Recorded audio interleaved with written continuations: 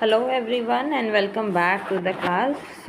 आज के क्लास में हम डिस्कस करने वाले हैं स्टेटमेंट बेस्ड क्वेश्चंस। बिल्कुल टॉपिक वाइज हम शुरू करेंगे। सबसे पहला टॉपिक हमारा जो है वो रहेगा introduction to financial accounting and accounting terminologies. ये जो सीरीज़ मैं स्टार्ट करने वाली हूँ, यहाँ पे जो क्वेश्चंस का लेवल है ये थोड़ा सा आपको एक स्टेप हाई मिलने वाला है। अगर आपने अच्छे से प्रैक्टिस कर चुकी है, अब आपकी रिविजनरी क्लासेस चल रही हैं, so now you can attempt these MCQs and आप अपनी प्रैक्टिस को और अच्छे से शार्प कर सकते हैं। ऑलराइट, चलिए शुरू करते हैं क्वेश्चन नंबर 1 के साथ।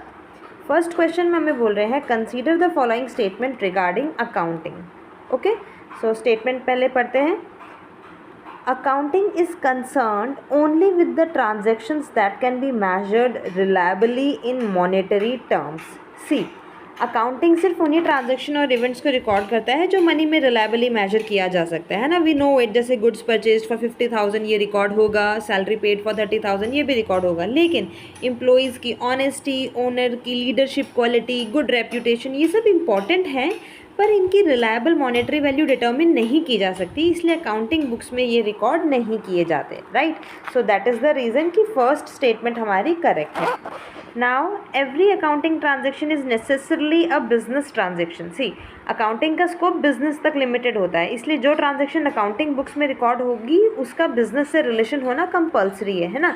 जैसे बिजनेस में फर्नीचर खरीदा है अगर, तो it will be recorded. Business ने लोन लिया, it will be recorded. But owner ने अपने पर्सनल यूज़ के लिए घर में टीवी खरीदा, सो ये पर्सनल ट्रांजेक्शन है, सो बिजनेस ट्रांजेक्शन नहीं है, इसलिए अकाउंटिंग बुक्स में नॉर्मली रिकॉर्ड नहीं होगी। But there is an exception. अगर ओनर बिजनेस के पैसे से पर्सनल एक्सपेंसेस करता है, तब ड्राइंग के नाम से ये रिकॉर्ड किया जाता है, क्योंकि अब बिजनेस एसेट्स जो हैं वो अफेक्ट हो रही हैं। ठीक है, so it could be concluded कि हर अकाउंटिंग ट्रांजेक्शन बिजनेस को अफेक्ट करती हैं। सो this is also true. Now third में हमें बोल रहे हैं अकाउंटिंग में recognise certain events even though they do not involve an immediate flow of cash. देखो, अकाउंटिंग कैश बेसिस नहीं बल्कि जनरली अक्रूवल बेसिस को फॉलो करती है।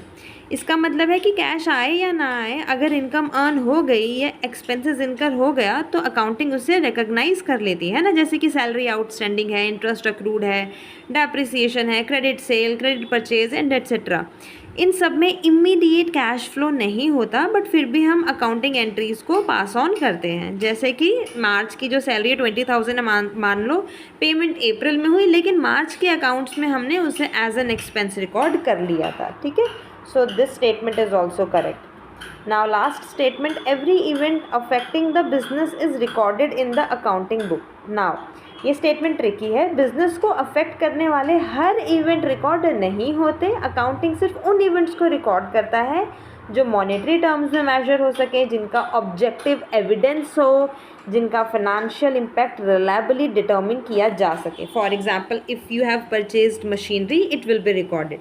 If you have taken loan, it will be recorded. But आपके employees are becoming highly motivated, so this will not be recorded, है ना। You have excellent management decision, this also will not be recorded. You have good customer relation, this also will not be recorded. So ये business को affect करते हैं, लेकिन money में reliably major नहीं किए जा सकते, इसलिए अकाउंटिंग बुक्स में ये एंटर नहीं होते। सो एज अ रिजल्ट हमारी फोर्थ स्टेटमेंट जो है वो इनकरेक्ट हो गई है। राइट, सो वी हैव पहली 3 statements correct, so option A will be the right answer. Okay, now question number 2, इसमें हमें बोल रहे हैं consider the following statement regarding financial accounting. So financial accounting पे बेस्ड हमें स्टेटमेंट्स दी हुई है। पहली स्टेटमेंट क्या बोल रही है, financial accounting aims primarily at providing information to external users. देखो, फाइनेंशियल अकाउंटिंग का मेन ऑब्जेक्टिव होता है एक्सटर्नल यूजर्स को फाइनेंशियल इन्फॉर्मेशन प्रोवाइड करना। अब एक्सटर्नल यूजर्स कौन होते हैं? Investors, creators, bank, government, tax authorities.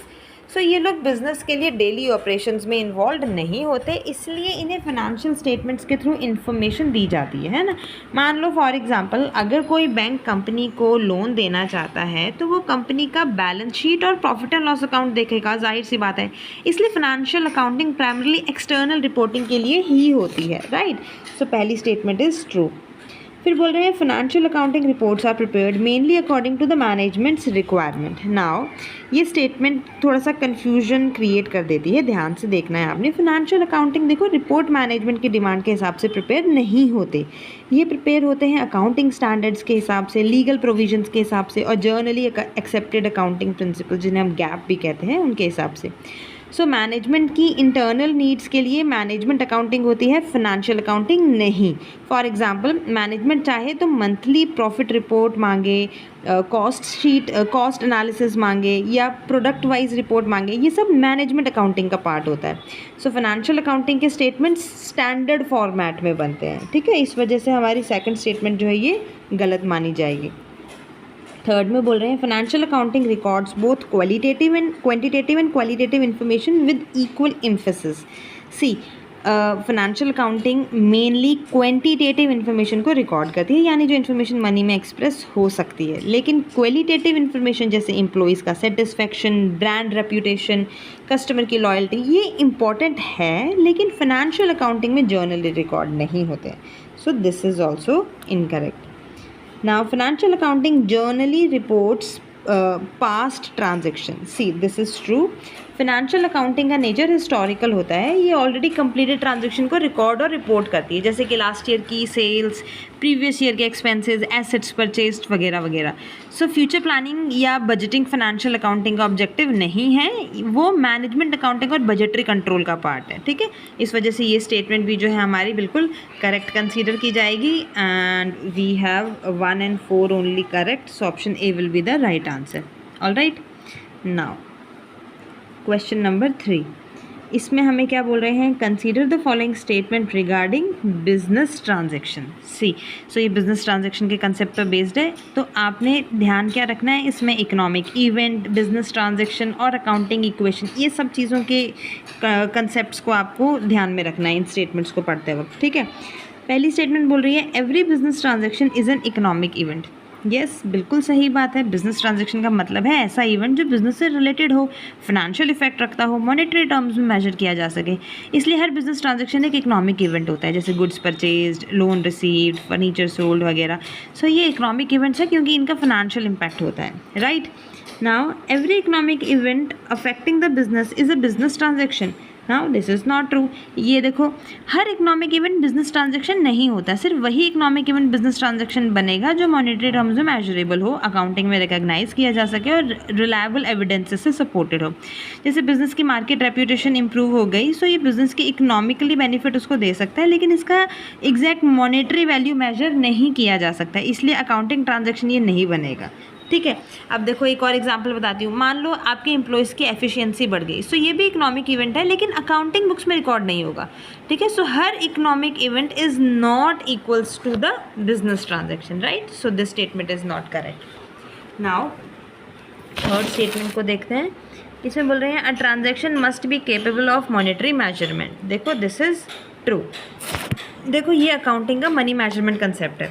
Accounting सिर्फ उन्हीं ट्रांजैक्शन को रिकॉर्ड करती है जो मनी में मेजर किए जा सकते हैं, है ना, हमें पता ही है। तो जो चीज़ें हम मनी में कन्वर्ट कर सकते हैं वो रिकॉर्ड होंगी, जो नहीं तो उनको हम नहीं लिखेंगे, क्योंकि मॉनेटरी वैल्यू जो है वो डिटर्मिन भी तो करनी है ना हमने। सो ये स्टेटमेंट हमारी सही हो गई। फिर बोल रहे हैं ट्रांजैक्शन में occur without affecting assets, liabilities और कैपिटल। ये तो बिल्कुल गलत बोल दिया इन्होंने। हर बिजनेस ट्रांजैक्शन का इम्पैक्ट अकाउंटिंग इक्वेशन पे ज़रूर पड़ता है। हमारी इक्वेशन क्या होती है, asset equals liability plus capital. So हर ट्रांजैक्शन कम से कम इनमें से किसी एक एलिमेंट को तो अफेक्ट करेगा ही, ठीक है। सो ये स्टेटमेंट जो है हमारी इनकरेक्ट हो गई। सो हमारी सिर्फ फर्स्ट एंड थर्ड ही सही है, option A will be the right answer, okay. Now question number 4, इसमें बोल रहे हैं consider the following statement regarding assets, ठीक है। एसेट्स पे बेस्ड है ये। तो पहली स्टेटमेंट है control over a resource is more significant then legal ownership for recognising an asset. देखो मॉडर्न अकाउंटिंग के अकॉर्डिंग एसेट रिकग्नाइज करने के लिए लीगल ओनरशिप से ज़्यादा इंपॉर्टेंट कंट्रोल होता है। मतलब अगर बिजनेस किसी रिसोर्स को कंट्रोल करता है और उससे फ्यूचर इकोनॉमिक बेनिफिट्स मिलेंगे तो वो एसेट्स हो सकती है, चाहे लीगल ओनरशिप किसी और के नाम हो। फॉर एग्ज़ाम्पल, मान लो बिज़नेस ने मशीन जो है वो फाइनेंस लीज पर ली है, ठीक है। लीगल ओनरशिप लीजिंग कंपनी के पास हो सकती है, लेकिन मशीन का यूज़ और उसके बेनिफिट्स किसको मिल रहे हैं? वो बिज़नेस को मिल रहे हैं। सो अकाउंटिंग में बिज़नेस उस मशीन को अपनी एसेट रिकग्नाइज करेगी, ठीक है, as per the relevant accounting standards. So asset recognition में control is more important than the legal ownership. So पहली स्टेटमेंट इज़ करेक्ट। फिर सेकंड में बोल रहे हैं every asset must possess physical substance. No, this is not true. देखो, हर asset physical थोड़ी होता है। अकाउंटिंग में टेंजिबल एसेट्स और इनटेंजिबल एसेट्स दोनों कंसेप्ट हमने पढ़े हुए हैं, है ना। इनटेंजिबल जैसे पेटेंट, ट्रेडमार्क वगैरह, सो ये सब एसेट्स होती हैं, लेकिन इनका फिजिकल एग्जिस्टेंस नहीं होता। सो इसलिए फिजिकल सब्सटेंस होना कंपल्सरी नहीं होता है। फिर future economic benefits are an essential feature of an asset. Yes, बिल्कुल सही, ये एसेट की सबसे इंपॉर्टेंट कैरेक्टरिस्टिक है। एसेट वही है जो फ्यूचर में बिजनेस को इकोनॉमिक बेनिफिट दे, है ना, या जैसे कैश इनफ्लो दे रही है, रेवेन्यू जनरेशन दे रही है, या प्रोडक्शन में हेल्प कर रही है, सो उसे एसेट कंसिडर किया जाएगा। So this is true. फिर बोल रहे हैं an asset always arises through the payment of cash. No, absolutely wrong. देखो, एसेट एक्वायर करने के बड़े सारे तरीके हैं, ज़रूरी थोड़ी है आप पैसा ही दे करके कोई एसेट खरीद रहे हो, है ना। आप देखो, कैश परचेज भी करते हो, क्रेडिट परचेज भी करते हो, asset received in exchange for another asset, ये भी हम करते हैं। Asset introduced by owner as a capital, this also can happen, है ना। तो हर एसेट कैश देकर नहीं लिया जाता है। इस वजह से ये स्टेटमेंट जो है हमारी इनकरेक्ट हो गई है। सो 1 and 3 सही है, option A will be the right answer. Okay, चलिए क्वेश्चन नंबर 5, इसमें बोल रहे हैं consider the following statement regarding liabilities. So liabilities पे स्टेटमेंट है, ध्यान से देखना। A present obligation may arise from the legal as well as constructive obligations. See, liability सिर्फ लॉ से ही नहीं बनती है, ये दो तरह की ऑब्लिगेशंस से अराइज हो सकती है। एक होती है लीगल ऑब्लिगेशंस, दूसरी होती है कंस्ट्रक्टिव ऑब्लिगेशन। लीगल ऑब्लिगेशंस क्या है? ये लॉ या कॉन्ट्रैक्ट के थ्रू होती है, जैसे कि बैंक लोन, जीएसटी पेबल या क्रेडिटर्स। और कंस्ट्रक्टिव ऑब्लिगेशंस क्या होती हैं? ये बिजनेस के पास्ट प्रैक्टिसेस या फिर पब्लिक कमिटमेंट की वजह से होती है। जैसे कि एक कंपनी मान लो ऑफिशियल वारंटी नहीं देती, लेकिन हर कस्टमर का प्रोडक्ट जो है वो फ्री रिपेयर कर देती है। अब कस्टमर्स को रीजनेबल एक्सपेक्टेशंस हो गई ना, सो ये कंस्ट्रक्टिव ऑब्लिगेशंस बन जाती हैं, ठीक है। इसलिए ये स्टेटमेंट हमारी सही है। अब आते हैं सेकंड स्टेटमेंट के ऊपर। इसमें बोल रहे हैं every liability results in future sacrifice of economic benefit. जी बिल्कुल सही बात है। लायबिलिटी सेटल करने के लिए बिजनेस को फ्यूचर में कुछ ना कुछ इकोनॉमिक रिसोर्स देना पड़ता है। ये हो सकता है कैश पेमेंट, गुड सप्लाई या सर्विस प्रोवाइड करना या ऐसे ट्रांसफ़र करना। इसी को future sacrifice of economic benefits कहते हैं, ठीक है। जैसे मान लो आप लोन रीपे कर रहे हो, क्रेडिटर्स को पेमेंट दे रहे हो, सैलरी पेबल दे रहे हो, सो सब में फ्यूचर इकोनॉमिक रिसोर्सेज बिजनेस से बाहर आ जाएंगे, ठीक है। सो this statement is true. Now settlement of liability always requires payment in cash. This is not true. देखो, सेटलमेंट सिर्फ कैश से नहीं होती है, लायबिलिटी सेटल हो सकती है by cash payment, good supply, service provide करके या ऐसे ट्रांसफ़र करके। जैसे कि मान लो कस्टमर से एडवांस लिया था, बाद में गुड्स डिलीवर कर दिए, कैश वापस नहीं दिया, फिर भी लायबिलिटी सेटल हो गई, है ना। सो ये स्टेटमेंट हमारी इनकरेक्ट हो गई है। फिर बोल रहे हैं liabilities arise due to past events. बिल्कुल सही बात है, ये लायबिलिटी की तो बेसिक कंडीशन है। पास्ट इवेंट होना तो कंपलसरी है, जैसे क्रेडिट परचेज हो चुकी, लोन ऑलरेडी रिसीव हो गया, सैलरी एम्प्लॉइज़ जो है वो अर्न कर चुके हैं, और तब ये सारी सिचुएशंस के बाद तब लायबिलिटी अराइज होती है। सो फ्यूचर इंटेंशन से लायबिलिटी नहीं होती, ये पास्ट के किए हुए कामों से लायबिलिटी अराइज होती है, ठीक है। तो ये स्टेटमेंट हमारी सही है। सो थर्ड वाली गलत है, बस 1, 2 और 4 सही है। Option A will be the right answer. Okay, now consider the following statement regarding capital. अब कैपिटल पे बेस्ड स्टेटमेंट है। देखो, इक्विटी रिप्रेजेंट्स, पहली स्टेटमेंट बोल रही है equity represents the residual interest in assets after deducting liability. See, residual interest का मतलब क्या होता है कि जो एसेट्स में से लायबिलिटीज़ माइनस करने के बाद ओनर का हिस्सा बचता है वो कहलाता है रेजिडुअल इंटरेस्ट, है ना। यही इक्विटी का फॉर्मूला होता है, एसेट्स माइनस लायबिलिटीज़, है ना। सो ये बिल्कुल सही है। फिर है additional capital introduced by the proprietor increases equity, बिल्कुल सही बोल रहे हैं ये भी। ओनर जब एक्स्ट्रा कैपिटल बिजनेस में इंट्रोड्यूस करता है तो बिजनेस के एसेट्स बढ़ते हैं और ओनर्स इक्विटी भी इंक्रीज हो जाती है ना। मान लो ओनर ने 2 लाख रुपए और इन्वेस्ट किया तो उससे क्या होगा, कैश भी बढ़ जाएगा और कैपिटल भी बढ़ जाएगा। सो ये स्टेटमेंट भी बिल्कुल सही है। Profit is the only source of increase in owners equity. देखो प्रॉफिट इक्विटी बढ़ाता है, लेकिन सिर्फ प्रॉफिट ही सोर्स नहीं है ना, इक्विटी इंक्रीज और भी बड़े तरीक़ों से हो सकती है। एडिशनल कैपिटल से प्रॉफिट तो है ही है। सो ओनर ने मान लो 5 लाख रुपए इन्वेस्ट किया तो बिजनेस का प्रॉफिट भले ही 0 हो पर फिर भी इक्विटी तो इंक्रीज हो ही रही है ना, तो इसलिए ये स्टेटमेंट गलत हो गई हमारी। फिर लास्ट में बोल रहे हैं ड्राइंग्स रिड्यूसेस ओनर्स इक्विटी। बिल्कुल ये तो हम बचपन से बढ़ते आ रहे हैं, ड्राइंग का मतलब ही ओनर बिजनेस से पर्सनल यूज़ के लिए पैसा या गुड्स वगैरह निकाल लेता है। सो ये बिजनेस एक्सपेंस नहीं है, ये डायरेक्टली ओनर कैपिटल को रिड्यूस करता है ना। सो सिर्फ थर्ड ही स्टेटमेंट हमारी गलत है, option A will be the right answer. Okay, now 7th question, consider the following statement regarding income. Income पे बेस दिया हुआ, याद रखना इनकम क्या है, increase in economic benefits resulting in an increase in equity other than the contributions from owners. So आपको ये सभी टर्म्स की डेफिनेशन भी पता होनी चाहिए, मतलब पता होनी चाहिए, तभी इनके स्टेटमेंट्स को आप एनालाइज कर सकते हो, राइट। चलिए पहली स्टेटमेंट बोल रही है income includes both revenue and gains. So this is true. देखो अकाउंटिंग में इनकम 2 पार्ट्स में डिवाइड होती है, एक होती है रेवेन्यू, एक होती है गेन। रेवेन्यू क्या है, ऑर्डिनरी बिजनेस एक्टिविटी से अर्न होती है, जैसे सेल कर लिया आपने, फीस दे रहे हो, कोई कमीशन है, कोई रेंट रिसीव हुआ। गेन क्या है, ऑर्डिनरी बिजनेस एक्टिविटीज़ के अलावा होने वाले आपके जो गेन्स हैं, जो इंक्रीज हो रहा है, ठीक है।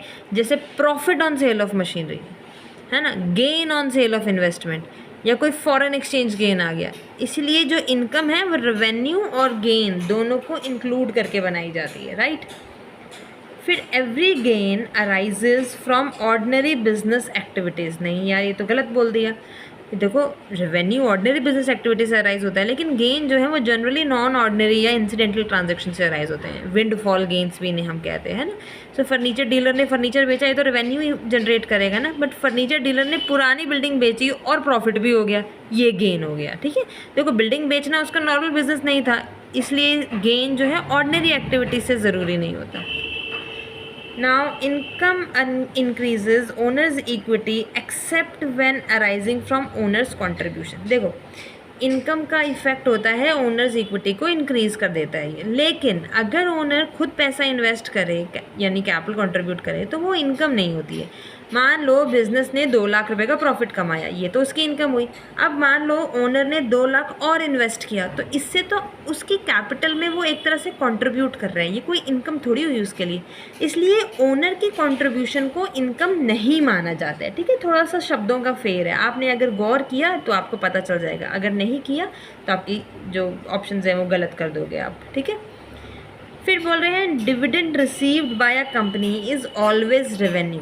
देखो कुछ शब्द मैंने आपको बताया ना, इनको देखते ही आपका दिमाग की जो लाल बत्ती है वो जल जानी चाहिए। अब यहाँ पे वो शब्द कौन सा यूज़ हुआ है, ऑलवेज। देखो यही ट्रैप है। देखो डिविडेंड रिसीव्ड इनकम हो सकता है लेकिन हमेशा रेवेन्यू नहीं। अगर इन्वेस्टमेंट कंपनी का ऑर्डिनरी बिजनेस ही इन्वेस्टमेंट से इनकम कमाना है तो डिविडेंड रेवेन्यू हो सकता है, लेकिन एक मैन्युफैक्चरिंग कंपनी के लिए डिविडेंड जनरली गेन या अदर इनकम माना जाएगा, इसलिए ऑलवेज रेवेन्यू कहना ये गलत हो जाएगा, ठीक है। सो ये स्टेटमेंट हमारी गलत हो गई है। सो 1 और 3 सही है, बस ऑप्शन ए सही आंसर रहेगा। ओके, नाउ 8th क्वेश्चन है consider the following statement regarding expenses. अब एक्सपेंसेस की डेफिनेशन क्या होती है, expenses are decreases in economic benefits resulting in decrease in equity other than distribution to owners. आओ अब स्टेटमेंट को पढ़ते हैं। एक्सपेंसेस इंक्लूड लॉसेस, बिल्कुल सही बात है। अकाउंटिंग में एक्सपेंसेस के अंदर नॉर्मल ऑपरेटिंग एक्सपेंसेस और लॉसेस दोनों इंक्लूड होते हैं, है ना। फॉर एग्ज़ाम्पल मान लो हमारे ऑपरेटिंग एक्सपेंसेस हैं जैसे सैलरी, रेंट, इलेक्ट्रिसिटी, और लॉसेस हैं fire loss, theft loss, loss on sale of machinery. So ये सब एक्सपेंसेस कैटेगरी में आते हैं। ओके, नाउ सेकंड स्टेटमेंट बोल रहे हैं every expense is preceded by an expenditure. No, बिल्कुल गलत। देखो एक्सपेंडिचर और एक्सपेंसेस सेम नहीं होते, ये ना कॉमन कन्फ्यूजन क्रिएट करता है सब में। देखो कई एक्सपेंसेस बिना किसी करंट एक्सपेंडिचर के भी रिकग्नाइज होते हैं। आपको एग्जांपल देके बताती हूँ, जैसे हम डेप्रिसिएशन का एग्जांपल लेते हैं। देखो इस केस में क्या है कि मशीन पहले ही परचेज़ हो चुकी थी, आज डेप्रिसिएशन का एक्सपेंस रिकॉर्ड हुआ, लेकिन आज कोई एक्सपेंडिचर नहीं हुआ, है ना। एक और एग्जांपल सुनो, जैसे कि आउटस्टैंडिंग सैलरी। अब एक्सपेंस तो आज रिकग्नाइज हुआ, पर कैश का एक्सपेंडिचर ये बाद में होगा, है ना। इसलिए हर एक्सपेंस के पहले एक्सपेंडिचर का होना ये ज़रूरी नहीं है, इसलिए ये गलत है। फिर एक्सपेंसेस में arise even without cash payment, हाँ ये सही है, क्योंकि हम तो अक्रूवल बेसिस को फॉलो करते हैं, outstanding salary, depreciation, interest accrued, so इन सब में एक्सपेंसेस रिकग्नाइज होता है, चाहे कैश पे अभी हुआ हो या ना हुआ हो, है ना।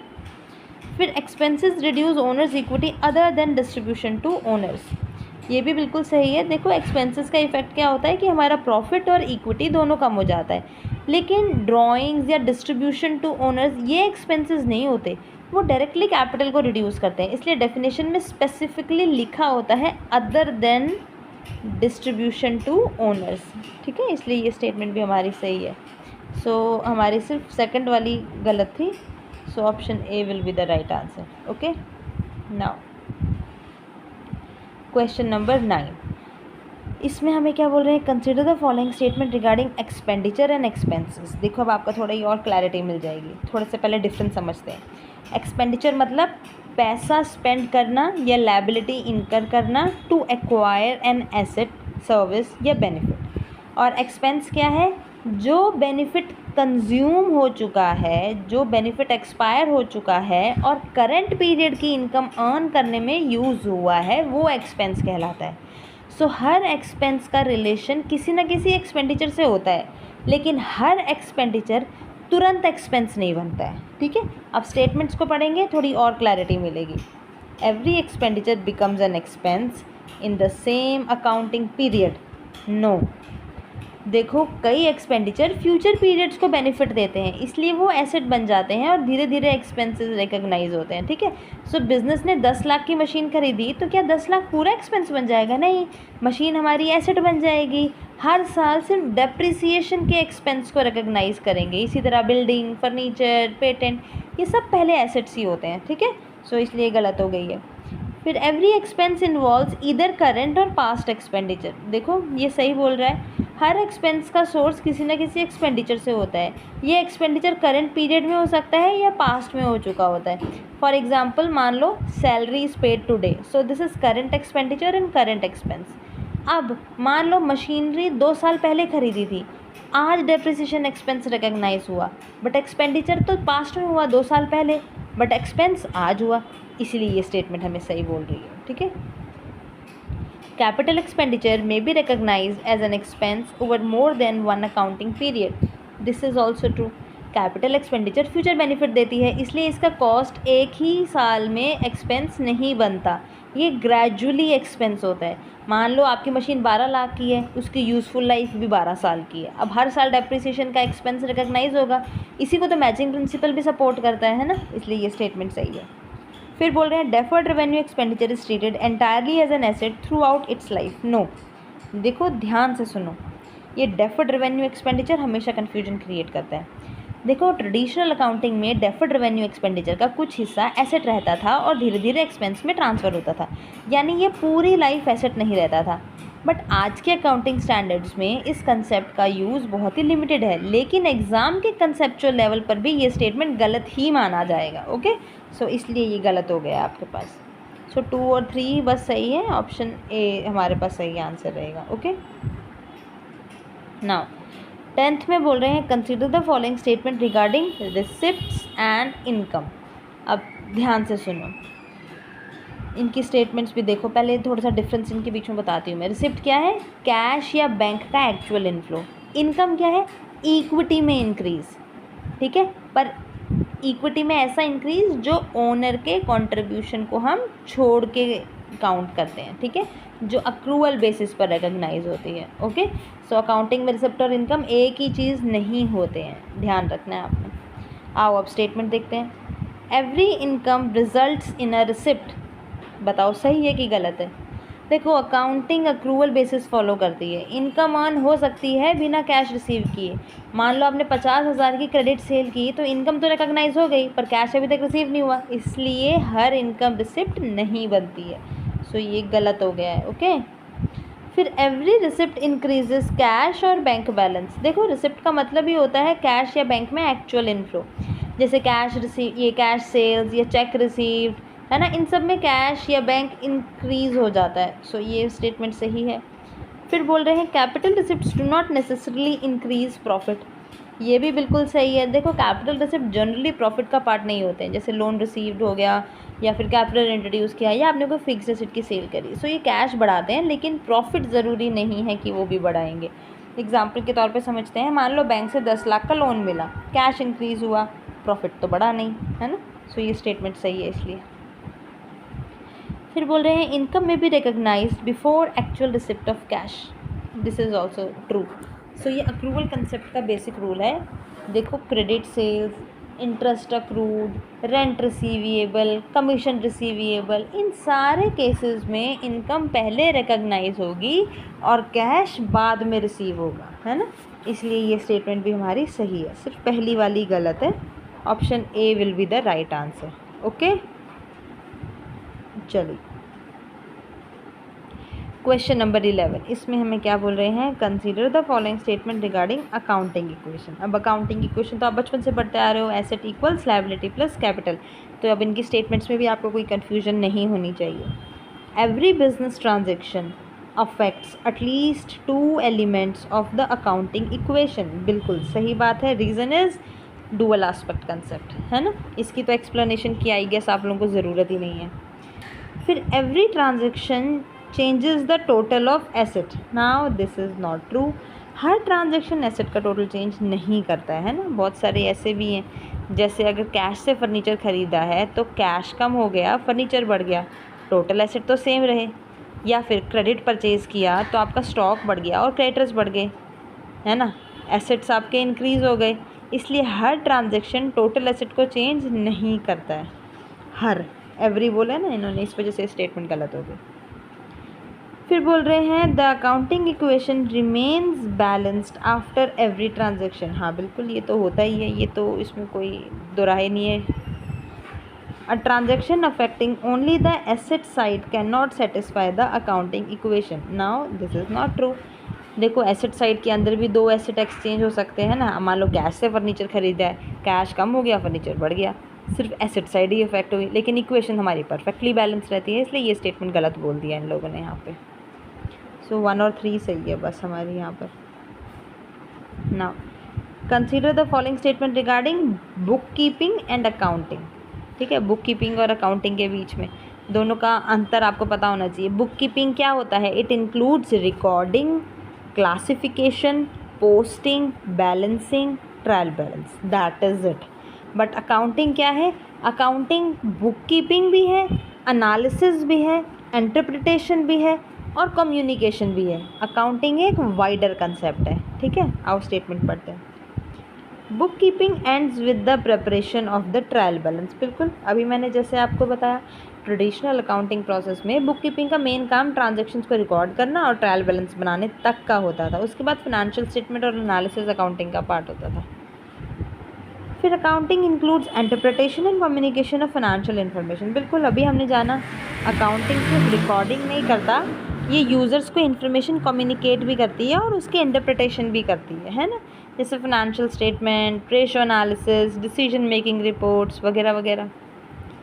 फिर a person performing book keeping is necessarily performing accounting, देखो अब ये गलत बोल दिया इन्होंने। बुक कीपिंग अकाउंटिंग का सिर्फ एक पार्ट है। जो पर्सन सिर्फ एंट्रीज और लेजर्स मेंटेन कर रहा है, ज़रूरी नहीं है कि वो इंटरप्रिटेशन और रिपोर्टिंग भी करे। इसलिए बुक कीपिंग करना डज नॉट मीन अकाउंटिंग के सारे फंक्शंस को परफॉर्म करना, ठीक है, इसलिए स्टेटमेंट गलत है। फिर accounting is broader in scope than bookkeeping, हाँ ये सही बोला इन्होंने। अकाउंटिंग मैंने अभी आपको बताया बुक कीपिंग भी है, रिपोर्टिंग भी है, analysis, interpretation, communication, it includes everything, इसलिए अकाउंटिंग का स्कोप जो है वो ज़्यादा ब्रॉड होता है ना। सो हमारी सिर्फ यहाँ पर थर्ड ही स्टेटमेंट गलत रही, 1 to 4 सही है ना। 13th question, consider the following statement regarding accounting information. Accounting information के ऊपर बेस्ड है। अकाउंटिंग इन्फॉर्मेशन की क्वालिटीज़ के बारे में आपको पता होनी चाहिए, कैसी होती है। 2 फंडामेंटल क्वालिटीज़ है उसकी, एक तो वो रेलेवेंट होना चाहिए, दूसरा फेथफुल रिप्रेजेंटेशंस होने चाहिए। ओके, चलिए let's discuss the statement. Relevant information always have predictive value. See, relevant information में प्रिडिक्टिव वैल्यू या कन्फर्मेटरी वैल्यू या दोनों हो सकते हैं। अब यहाँ पे इनका ऑलवेज प्रिडिक्टिव लिखना गलत हो गया, इस वजह से ये स्टेटमेंट हमारी गलत हो गई। ओके, रेलेवेंट इन्फॉर्मेशन में possess confirmatory value even without predictive value. बिल्कुल यही तो मैं अभी आपको समझा रही हूँ, है ना। अकाउंटिंग इन्फॉर्मेशन सिर्फ फ्यूचर प्रिडिक्ट करने के लिए नहीं होती है, कभी कभी वो पास्ट डिसीजंस को कंफर्म भी करती है। इसी को हम कन्फर्मेटरी वैल्यू कहते हैं, ठीक है। और प्रिडिक्टिव वैल्यू होना कंपल्सरी नहीं माना जाता है। Okay, faithful representation requires neutrality. This is also true. Faithful representation के 3 पिलर्स होते हैं, एक होती है वो कंप्लीट, एक वो होता है न्यूट्रल, और एक they are free from material error. So neutrality compulsory requirement है ना, न्यूट्रल रहना ज़रूरी है। Verifiability ensures absolute accuracy. No, देखो ये बड़ा इंपॉर्टेंट स्टेटमेंट है। वेरीफिएबिलिटी का मतलब है कि different knowledgeable observers similar conclusions पर पहुंच सकते हैं। इसका मतलब 100% एब्सोल्यूट एक्यूरेसी नहीं होता। अकाउंटिंग एस्टिमेट जैसे कि हमारे डेप्रिसिएशन या बैड डेट वगैरह हैं, ये वेरीफाई हो सकते हैं, लेकिन परफेक्टली एक्यूरेट होना ज़रूरी नहीं होता है, ठीक है। इस वजह से ये स्टेटमेंट जो है हमारी गलत हो जाती है। 2 और 3 सही है बस। ओके, नाउ 14th क्वेश्चन, इसमें हमें बोल रहे हैं consider the following statement regarding the users of financial statements. ठीक है, इन पे बेस्ड है। हमें पता है 2 तरह के होते हैं, एक होता है इंटरनल और एक होता है एक्सटर्नल। चलिए, investors, lenders and suppliers are external users. बिल्कुल करेक्ट, ये तीनों बिजनेस के एक्सटर्नल यूज़र्स हैं, है ना। इन्वेस्टर्स इन्वेस्ट करने के लिए करें या नहीं करें, बैंक लोन के लिए सेफ़ है देना कि नहीं है, सप्लायर्स क्रेडिट पे माल देना चाहिए कि नहीं, है ना। तो इन सब चीज़ों के लिए इम्पॉर्टेंट है। Management is an internal user. बिल्कुल, ये तो हमें पता ही है, मैनेजमेंट बिजनेस के अंदर का स्टेक होल्डर है ना, सो ये इंटरनल यूज़र होगा। Tax authorities are internal users नहीं, टैक्स अथॉरिटीज़ बिजनेस के बाहर होती हैं, ये टैक्स असेसमेंट और कंप्लायंस के लिए फाइनेंशियल स्टेटमेंट्स का यूज़ करती हैं, ये एक्सटर्नल यूज़र्स हैं। एम्प्लॉयज़ में also use financial statement for decision making. Yes, employees भी फाइनेंशियल स्टेटमेंट्स देख सकते हैं, वो इवैल्यूएट करते हैं अपनी जॉब सिक्योरिटी को, सैलरी ग्रोथ के चांसेस हैं कि नहीं, कोई बोनस मिलेगा कि नहीं, या कंपनी की फाइनेंशियल स्टेबिलिटी कैसी है। इसलिए एम्प्लॉयज़ भी यूज़र्स को फाइनेंशियल स्टेटमेंट्स उनके लिए है वो ज़रूरी, ठीक है। उन्हें भी एक्सटर्नल यूज़र्स की कैटेगरी में इंक्लूड किया जाता है। तो सिर्फ थर्ड ही वाली गलत है, A option is the answer. Now 15th question, consider the following statement regarding capital and revenue. Capital और रेवेन्यू पे बेस्ड है, ठीक है। Every capital receipt increases owners equity. देखो, capital receipt do not always increase owners equity. मान लो capital is introduced by owner, it will increase the equity. You have received loan, इस situation में ये कैपिटल रिसिप्ट है लेकिन liability बढ़ रही है, इक्विटी नहीं बढ़ रही है, इसीलिए एवरी शब्द लिखना स्टेटमेंट को गलत बना देता है। ओके, नाउ रेवेन्यू रिसिप्ट में अकर विदाउट इंक्रीजिंग प्रॉफिट। ये बिल्कुल सही बोल रहे हैं, हर रेवेन्यू रिसिप्ट प्रॉफिट इंक्रीज नहीं करती है। मान लो कस्टमर से पुराना आउटस्टैंडिंग अमाउंट रिसीव हुआ है, आपको कैश इंक्रीज़ हो गया, लेकिन इनकम पहले ही रिकग्नाइज हो चुकी थी, अब प्रॉफिट पर कोई इफेक्ट पड़ेगा नहीं, इसलिए रेवेन्यू रिसिप्ट हो सकती है बिना करंट प्रॉफिट बढ़ाए। ओके, फिर कैपिटल एक्सपेंडिचर में produce benefits extending beyond 1 accounting period. So देखो, ये भी बिल्कुल सही है, ये कैपिटल एक्सपेंडिचर की बारे में ही बता रहा है बेसिकली। जैसे मान लो मशीनरी, बिल्डिंग, फर्नीचर, ये सारे ये एसेट्स फ्यूचर अकाउंटिंग पीरियड्स तक बेनिफिट देते हैं ना, सो ये स्टेटमेंट भी सही है। Deferred revenue expenditure is a capital expenditure. ये गलत हो गया। डेफर्ड रेवेन्यू एक्सपेंडिचर का नाम थोड़ा कंफ्यूजिंग है। देखो ये कैपिटल एक्सपेंडिचर नहीं होता, ये नेचर में रेवेन्यू एक्सपेंडिचर होता है जिसका बेनिफिट एक से ज़्यादा अकाउंटिंग पीरियड्स तक मिलता है, इसलिए इसे कैपिटल एक्सपेंडिचर हम नहीं कह सकते हैं। ठीक है, सो सिर्फ 2 और 3 सही है। Option A will be the right answer. Now 16th, consider the following statement regarding incomes and gains. So पहले क्या बोल रहे हैं, ऑल रेवेन्यूज़ आर इनकम। बिल्कुल, रेवेन्यू इनकम का ही पार्ट होती है, तो अभी बताया था आपको। ऑल गेन्स आर रेवेन्यू, बिल्कुल गलत। रेवेन्यू और गेन अलग कंसेप्ट है। रेवेन्यू ऑर्डिनरी बिजनेस से आया, गेन जो है इंसिडेंटल या नॉन रूटीन ट्रांजेक्शन से आया। इनकम इंक्लूड्स ओनर्स कॉन्ट्रीब्यूशन, बिल्कुल सही। अकाउंटिंग की डेफिनेशन के हिसाब से इनकम ओनर के कंट्रीब्यूशन को इंक्लूड नहीं करती है। मान लो अगर ओनर ने 5 लाख रुपए इन्वेस्ट किया है तो ये कैपिटल होगी, इनकम नहीं होगी। ठीक है। गेन में arise without any sale transaction, बिल्कुल सही बात है। गेन सिर्फ सेल से नहीं होता है। मान लो इंश्योरेंस क्लेम जो है आपको कैरिंग अमाउंट से ज़्यादा मिल गया, तो वो भी तो गेन हुआ ना। सो यहाँ पे तो कोई सेल नहीं हुई। ठीक है, तो सिर्फ सेकंड वाली स्टेटमेंट हमारी गलत है। राइट ना। 17th क्वेश्चन, इसमें हमें बोल रहे हैं consider the following statement regarding liabilities. Liability पे बेस्ड। लायबिलिटी की डेफिनेशन क्या है, present obligation arising from past event expected to result in an outflow of economic resources. Right, देखो unearned income represents a liability. देखो अनअर्नड इनकम का मतलब है बिजनेस ने कैश रिसीव कर लिया लेकिन सर्विसेज या गुड्स अभी प्रोवाइड नहीं किए, इसलिए बिजनेस पर ऑब्लिगेशंस है फ्यूचर में सर्विस देने का, है ना। सो मान लो एक कोचिंग इंस्टीट्यूट ने 20,000 एडवांस में फ़ीस रिसीव कर ली, अभी क्लासेस शुरू ही नहीं हुई, इनकम ये है, और पर ये क्या है, अनअर्नड इनकम है, लायबिलिटी है बाद में, क्योंकि उसे सर्विस प्रोवाइड करनी है ये, है ना।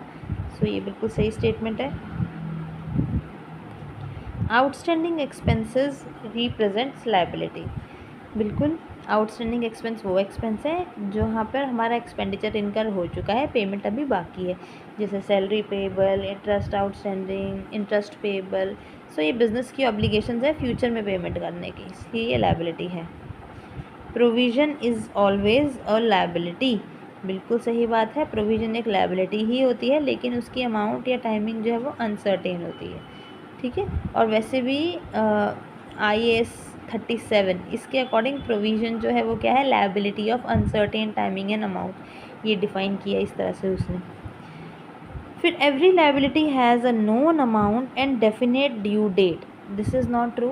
देखो क्रेडिटर्स हो गए, ये अमाउंट और ड्यू डेट जनरली यहाँ पर नोन होते हैं, लेकिन provision for warranty amount estimate होता है, ड्यू डेट भी एग्जैक्ट नहीं होती है, इसलिए हर लायबिलिटी की अमाउंट और ड्यू डेट डिफाइन नहीं होती है। ठीक है, सो 4th ही वाली बस गलत है, 1 2 3 सही है, option B is the right answer. Now question number 18, consider the following statement regarding assets. ठीक है, प्रीपेड एक्सपेंसेस आर एसेट्स। बिल्कुल, प्रीपेड का मतलब हमें पता है बिजनेस ने पहले ही पे कर दिया है, बेनिफिट फ्यूचर में मिलेगा, है ना, ये ट्रू है। Goodwill is always a tangible asset. अब बताओ, इसको तो डिस्कस ही करना, आप लोगों के ऊपर सवाल उठाने वाली बात है ना, ये तो इनकरेक्ट स्टेटमेंट हो गया। Cash is the most liquid asset, हाँ ये बिल्कुल सही है। लिक्विडिटी का मतलब इतनी ईजिली एसेट को स्पेंडिंग पावर में यूज़ किया जा सकता है। ठीक है, an asset may exist even if no money has been received from it, हाँ ये भी बिल्कुल सही है। फ्यूचर इकोनॉमिक बेनिफिट होना ज़रूरी है, इमीडिएट कैश रिसिप्ट होना ज़रूरी नहीं है। सो सिर्फ सेकंड ही वाली गलत है, option A is the answer. Okay, 19th में consider the following statements regarding objectives of financial accounting. ठीक है, तो स्टेटमेंट बोल रही है टू मेंटेन सिस्टमेटिक रिकॉर्ड्स। देखो फाइनेंशियल अकाउंटिंग का पहला ही ऑब्जेक्टिव यही है, बिजनेस के ट्रांजैक्शन का प्रॉपर और क्रोनोलॉजिकल और सिस्टमेटिक रिकॉर्ड को मेंटेन करना, है ना, ये सही बात है। टू असर्टेन प्रॉफिट और लॉस, बिल्कुल अकाउंटिंग का एक मेजर ऑब्जेक्टिव है बिजनेस ने करंट पीरियड में कितना प्रॉफिट या लॉस अर्न किया है, सो ये प्रॉफिट और लॉस अकाउंट से पता चल जाता है हम लोगों को, ये भी सही है। To determine the market value of business. अब ये गलत कर दिया इन लोगों ने। अकाउंटिंग जो है जनरली हिस्टोरिकल कॉस्ट और अकाउंटिंग स्टैंडर्ड्स को फॉलो करती है। सो बिजनेस की मार्केट वैल्यू डिटरमिन करना फिनेंशियल अकाउंटिंग का ऑब्जेक्टिव नहीं होता। ये वैल्यूएशन एक्सपर्ट्स या मार्केट कंडीशंस पे डिपेंड करता है। To communicate financial information to interested users, बिल्कुल फिनेंशियल स्टेटमेंट पहले ही ये प्रिपेयर ही इसलिए किए जाते हैं ताकि इन्वेस्टर्स, क्रेडिटर्स, गवर्नमेंट वगैरह ये सब इन्फॉर्म्ड डिसीजन ले सकें। ठीक है। नाउ क्वेश्चन नंबर 20, इसमें हमें क्या बोल रहे हैं, consider the following statement regarding accounting terminologies. ठीक है, टर्मिनोलॉजीज इनमें आपको जितने भी टर्म्स हैं छोटे छोटे याद होने चाहिए, रिसिप्ट, पेमेंट, इनकम, एक्सपेंस वगैरह वगैरह। देखो, every receipt is either capital और रेवेन्यू इन नेचर। बिल्कुल, अकाउंटिंग में हर रिसिप्ट को क्लासीफाई किया जाता है रेवेन्यू रिसिप्ट, कैपिटल रिसिप्ट। इसलिए हर रिसिप्ट इसलिए जो रिसिप्ट है या तो कैपिटल रिसिप्ट होगी या रेवेन्यू होगी। बिल्कुल सही बोल रहे हैं ये। Every payment is either capital और रेवेन्यू इन नेचर। बिल्कुल ये भी सेम लॉजिक है इसमें भी। Every expense is a payment, ये गलत हो गया। अकाउंटिंग अक्रूवल बेसिस को फॉलो करती है। एक्सपेंस बिना पेमेंट के भी हो सकते हैं, अभी हमने बड़ा डिस्कस किया। Every income is a receipt, again ये भी सेम ही लॉजिक की वजह से गलत हो गया। इनकम और रिसिप्ट सेम नहीं होते हैं। सो हमारी सिर्फ पहली 2 ही स्टेटमेंट सही हैं, बाकी दोनों गलत हो गए। ठीक है, सो 1 और 2 ही सही है। Option A will be the right answer. ठीक है, so that is all for today's class. See you tomorrow with a new topic. और ये आपको नोट्स मिल जाएंगे, ये PDF आपको मिल जाएगी। You just have to check the link given in the description box. You will go to the Facebook page, वहाँ पर आपको ये सब मिल जाएगा। ओके, चलिए, that is all. See you tomorrow. Happy learning.